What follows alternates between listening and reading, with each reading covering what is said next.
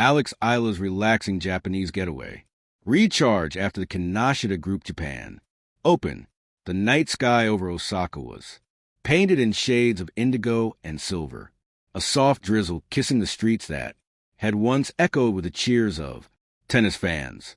The Kinoshita Group Japan Open had ended just 2 days ago, and the city was already moving on to its usual rhythm. But for Alex Eala, it was a moment to pause. After days of relentless focus, long rallies, and high-pressure matches, Alex finally had something she hadn't felt in weeks. Peace.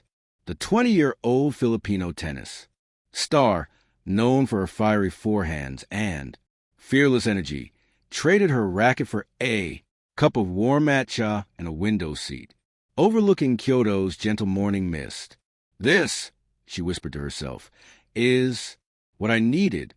Her phone buzzed with messages, congratulations from fans, notes from her team, reminders from her sponsors, but she silenced them all. For once, Alex wasn't chasing rankings or titles. She was chasing something else, herself. From the court to the countryside. 2 days earlier, Alex had played one of her most emotionally charged matches of the year at the Kinoshita Group Japan Open. Though her journey ended earlier than she hoped, her fight had won hearts. Her resilience had become the story of the tournament. But now her coach, Daniel Gomez, had given her one instruction: take a week off. Go anywhere. Just don't bring your racket. So she did. Alex packed light, a journal, a camera, a small duffel bag, and hopped on the Shinkansen from Osaka to Kyoto, the bullet train slice of the landscape like a whisper, offering her a moving gallery of rice fields, mountain silhouettes, and fleeting moments of rural Japan. The rhythm of the train felt like meditation. She has spent years on airplanes and practice courts, but the quiet hum of travel without purpose felt healing. "I forgot what it's like to just breathe," she said softly, sketching a mountain outline in her notebook. Kyoto's gentle embrace. Kyoto, Japan's ancient soul, welcomed Alex with an almost spiritual stillness. The air smelled of incense and rain-soaked cedar. Temple bells rang in the distance. She stayed in a traditional ryokan, a Japanese and where time seemed to slow down. Tatama mat ads beneath her feet, sliding paper doors in a private garden outside her room. This was worlds away from the roar of tennis crowds. The owner, an elderly woman named Mrs. Takahashi, recognized Alex after seeing her photo online. Ilizan," she said warmly. "You played tennis?" "Yes." Strong spirit. Alex smiled modestly. "Try. My best." Mrs. Takahashi bowed. "Then you rest now. Strong spirits must also rest." That night, Alex followed the old woman's advice. She soaked in an onsen, a natural hot spring surrounded by lantern-lit stones. The warmth melted the soreness in her muscles, but more importantly, it melted the tension in her heart. She thought about her early days training in the Philippines, winning the U.S. Open Juniors, and the endless expectations that came after. Sometimes she thought we get so busy proving ourselves that we forget to just be ourselves. Matcha mornings and mindful moments. The next morning, the sunlight filtered through paper screens. As Alex woke up to the sound of rustling bamboo leaves, breakfast was a serene ritual: grilled salmon, miso soup, rice, and pickled vegetables. A far cry from her usual protein bars and smoothies. After breakfast, she joined a small group for a tea ceremony at a local temple. The tea master, dressed in an elegant kimono, moved with precision and calm. When it was her turn, Alex carefully whisked a matcha, feeling the quiet focus in her hands. This, she realized, is like tennis. It's all about rhythm, breath, and respect. The ceremony ended in silence. Alex bowed, her head, feeling grounded in a way that no trophy could offer. She spent the afternoon wandering through the Erasima bamboo forest, her camera capturing shades of green and gold that danced with the wind. Every photo was a memory, a breath, a new beginning. She captioned one photo on Instagram. Not every victory comes from winning. Some come from finding peace. Japan. The post went viral overnight. Fans filled the comments with messages of love and admiration.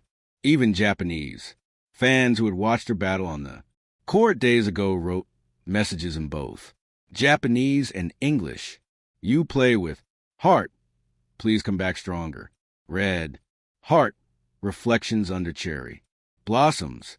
On her third day, Alex visited Moriyama Park, a hidden gem blooming with early cherry blossoms. Though it wasn't peak season, the few pink petals that danced in the wind felt symbolic, fragile, yet full life. She sat on a wooden bench, pen in hand, and wrote in her journal. Maybe losing isn't the opposite of winning. Maybe it's part of it. Maybe rest isn't stopping, it's preparation. Nearby, a group of children played tennis with wooden rackets. Their laughter filled the air, echoing the sound of her own childhood on the courts. Of Manila, one little girl, noticing Alex, ran up shyly and said in broken English, "You are Alex? Ella, I see you on TV." Alex smiled warmly and knelt to the girl's height. "Yes, that's me. Do you play tennis?" The girl nodded eagerly. "Hi, I want to be like you." Alex's heart melted. She took off her wristband, the same one she wore during her match in Osaka, and handed it to the girl.